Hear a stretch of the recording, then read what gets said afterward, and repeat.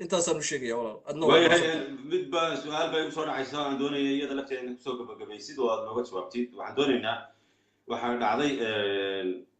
maalmihii ugu dambeysay waxa weeye xildhibaan baa jira muxuu ahaayay yani aragti yeeshay oo yani la daabacay aragtidiisa xildhibaan cabdidheer aan malanayo magaciisa xildhibaankaas waxa weeye 5 cisho kahor ayaa la xidhay oo xidhan yahay baa wararka soo gaaray haddana soo day maanta ma ogi xildhibaankaas waxa weeye waa la xidhay waxaan doonaynaa xildhibaankaas waxaan doonaynaa wixii loo xidhay aad ka og tahay faahfaahintiisa nasiib dadkii muxuu ahaayay deegaankan muxuu ahaayay shanile iyo aagaas dadkii biriishka hablihii midna la dilay midna dhaawac ku noqo oo maxay iyaduna muxuu ahaayay sababtu maxay ahayd waxaa kaloo jira laba mas-uul oo ka tirsan muxuu ahaayay dowlad deegaanka ama taliska cabdile ka mid ahaa oo iyaguna muxuu ahaayay dhawaan lagu dilay muxuu ahaayay arrinkan muxuu ahaayay culamada maxaad ka og tahay warar baa sheegaya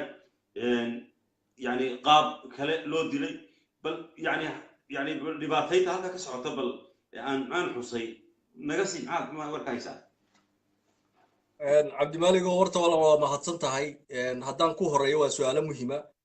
hadaan ku horeeyo xildhibaanka Cabdi Dheer ee la xidhay waad ogeyd maalin dhaweeyto waxa soo baxday warar la xaqiijiyay meelo badan laga xaqiijiyay prime ministerku intuuna Eritrea aadin safarkiisii hore madaxweynuhu Cabdi Maxamuud Cumar dhowr cisho ku maqnaa Addis Ababa waxa loo soo jeediyay baa la yiri inuu iscasilo wuuna aqbalay laakiin jigjiga markii uu ku yimid ayuu isbedelay wuxuu markaa ku dhawaaqay shir kala fadhi aan caadi ahayn oo degdega baarlamaanka dhulka ka jira iyo madaxda xisbiga sidoo u shaqeeyaba horta waxa weeyaan waa keligii waa isaga hadda aragto tusaale ahaan baarlamaanka hadda Soomaaliland oo kala ka shaqeeya dekadihii maalintii dhiilkeeda la gelayay markay wax dhacaan waxaad arkaysaa baarlamaan doodaya oo qaar mucaarada qaar ka soo horjeeda warqadaha isku turtuuraya wax hadlaya kan Soomaalida koonfurta joogana waad aragtay qalbi dhagax markii la dhiibay iyo marar kale waxaad arkaysaa baarlamaan mooshin baa socda waxba la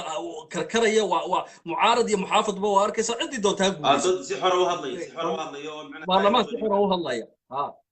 baarlamaanka deegaanka Soomaalida laakiin waxaasi kama jiro waxa weeyaan waxa ninkaas maalintu soo tooso u calanka waan bedelayaa deegaanka waa la bedelaa maalintu dhaw gudoomiyaha waan bedelayaa waa la bedelaa dastuurka waan bedelayaa waa la bedelaa jimcaha fasaxa waan ka deynayaa oo sabtida ayaa fasaxa jimcaha waa maalin shaqo wuxuu doonu sameeyaa qof su'aal ka keena ma jiro kacdoonka marka isbedelka intuu socday hal xildhibaan oo geesiya soo baxay Cali Geedi la dhaho isagu markaa uu cararay wuxuu u cararay dhulka Oromiya iyo Addis Ababa ayuu codkiisii isagoo xura oo wali xildhibaan ah ayuu kacdoonka shacabka kaga biiray isagoo oo leh waan ka soo goostay Cabdi Maxamuud Cumar inuu xidhaanaan u baqday meesha dawladda kama jirto maalintii dhaweeto